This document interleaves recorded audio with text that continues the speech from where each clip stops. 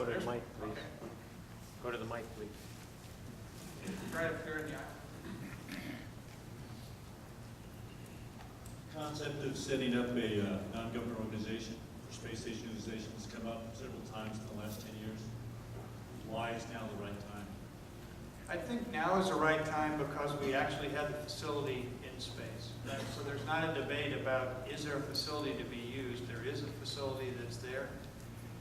I think the other reason it's the right time is we have surplus capability on the station. You know, we've got our own research defined by all the countries that have participated in constructing the station, and then there's surplus capabilities in the Columbus module, Kibo module, and also in the US module.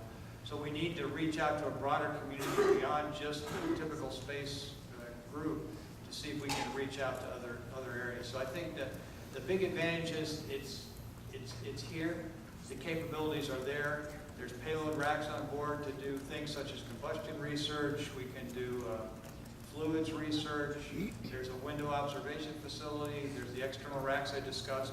So there's tremendous capability here. Now it's up to a company that can actually, that's used to working in the commercial area, that can work with a commercial company and actually maybe take advantage of the station. I think it's tough for the government to work with venture capitalists. It's tough for government to work with angel funding in certain areas. But if a company is a true commercial company that is used to that, I think they can reach out and push station into areas that we can't as a government entity. They can also market a little more freely than we can in the government side. We're prohibited from marketing, so they can actually tout the benefits of station and then try to find industries that can actually directly benefit from unique properties of space and match that industry with the unique property with the unique capabilities of station. So I think this is clearly the right time to go do it. Thank you. Thanks.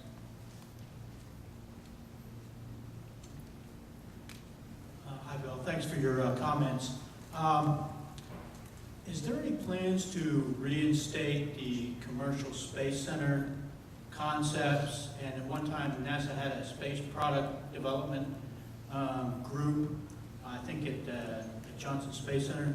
Are there any plans on the drawing board to bring that back, to reinstate that? Was that a good way of doing business? Was that a bad way of doing business? Do you have any thoughts on those two concepts?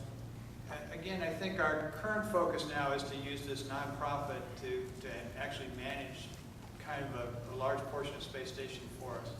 And as I described in my other answer is, I think there's some advantages to the government doing some of that, but I don't think we're as good at interfacing with the commercial sector as the commercial sector is dealing with itself. So I think there's some real advantages if we can pick the right entity to manage and oversee some of this use of the facilities for station independent of NASA. You know, it becomes problematic for us sometimes because we're restricted. You know, I'm restricted by the folks I deal with in Washington all the time. That they would like to put some extra restrictions in place. If we can portion off a piece of that, I think we can be a little more freer in that. And I think it has some unique advantages that wouldn't be present if we did it commercially within the government side. Good morning, Bill. I've been in payloads for about 25 years now, and one thing we find with working with the payload community is a large amount of documentation that takes a lot of payload. And I think that really is what the constraints are as far as bringing small payloads to the ISS to reduce that workload and to simplify the documentation what it takes to bring on ground support plans, to flight plans, all the way to your PIPs and all your various documentation. And I think I would agree with that, and I think some of the station folks are looking at ways of doing things in new and creative ways to try to cut that burden down. You know, the other thing I talked about a little bit about earlier is that ThinkStation is a great demonstration platform where you can go take something to space very quickly and see if it works or doesn't work.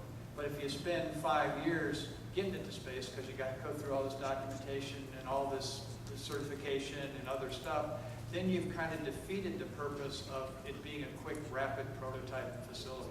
So I think we need to be willing to accept failures in a sense, and I consider that we want to do a proof of concept quickly, so we don't need to show from a mission success standpoint that this thing's going to work.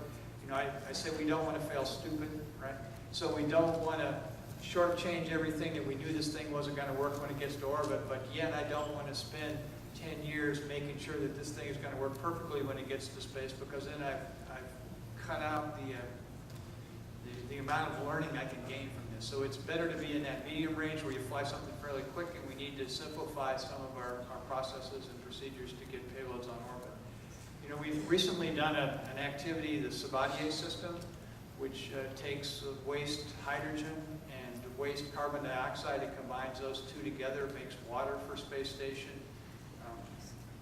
and then it creates methane as a waste gas.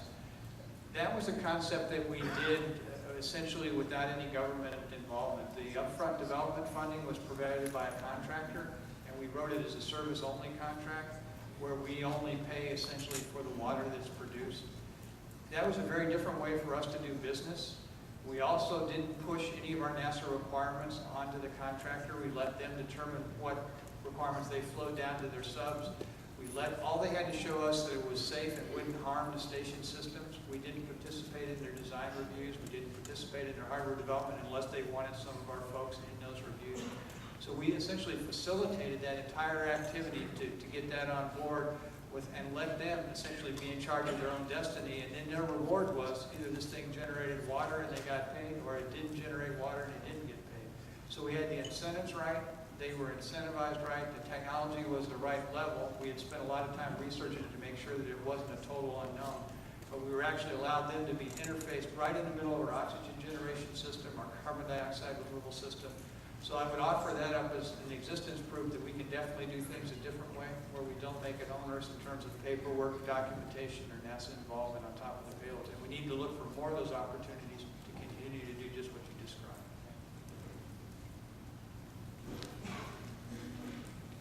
I've got a question regarding maintenance. Since we're looking ahead 10 years, I imagine in terms of NASA, there are reports filed by the expedition crew on a weekly basis, a standard checklist of how the structure is holding up. I know there's been a great effort to put replacements and backups, but how would you assess for us who don't see those reports the overall health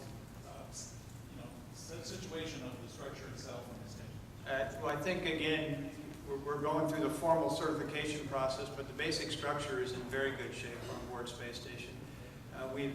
What we've done with the shuttle is we've kind of taken remaining shuttle flights, and every spare we've kind of pre-positioned on orbit. So we've filled the closets up with all our spares, so we're ready to repair as we need to. I think we've seen probably a less overall failure rate than we anticipated, but occasionally we'll get some big failures. We recently had the ammonia pump failure, which was a major hiccup to station operations. But again, the teams, we didn't have all the processes and procedures in place. We didn't have the crews fully trained to go do the spacewalks associated with that ammonia pump repair.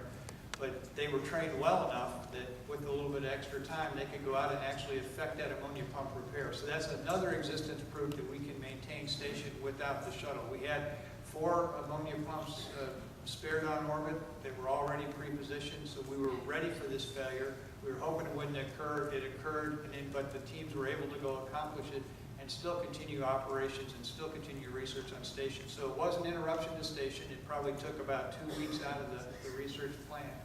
But we pretty much recovered from that event. So I think the basic philosophy we've got in place for maintenance is sound. We see less failure rates than we've anticipated. I think we're in that part of the bathtub curve where it's fairly low failure rates. We'll probably pick some up in the other end. But again, that's part of the learning also, right? We need to use, as Bob said, and I think Frank said also, station is a unique platform to learn how to do maintenance. When we have something break and we can go back home and get another part and get it fixed quickly, that's good. But when we're on our way to Mars, we're going to have to load the spaceship up with everything we need for that almost year journey there and back, and make sure we got everything right. So the time to learn that, the time to cut your teeth on how to do maintenance, how to prepare for that is on Space Station. So even though maintenance is seen as sometimes a burden, I think it's also a research objective, and we need to also be writing down what we're learning from a research standpoint. I think what we've learned also is that where we used to replace big, large orbital replacement units, we're now at high-level maintenance where we'll change out a pressure transducer, we'll change out a valve, we'll change out a filter internal to the device. and we've learned now to actually maintain it at a much lower level. Even though the components weren't fully designed to be maintained at that level, it takes a little extra time, but we still can maintain at those lower levels. So I think that's another huge learning potential for us, but it looks like station is in very good shape to be around for the 10-year period and probably beyond. But our challenge is, I think we've been given a very nice gift of having a 10-year window to know we can do research. But if we can show real benefit in that 10-year period, I think we have the capability to extend beyond that 10-year period. I think the hardware will extend beyond the 10-year period, but it's our challenge to show that there's real benefit to being in space during that first 10-year period we've been given. Any other questions? All right. Well, again, thank you for your attention, and hopefully you have a great 2 days of sessions here, and I look forward to seeing some positive results come out of this that we can actually go implement on the NASA side and really make station this platform for discovery, which we absolutely positively have to. Thank you.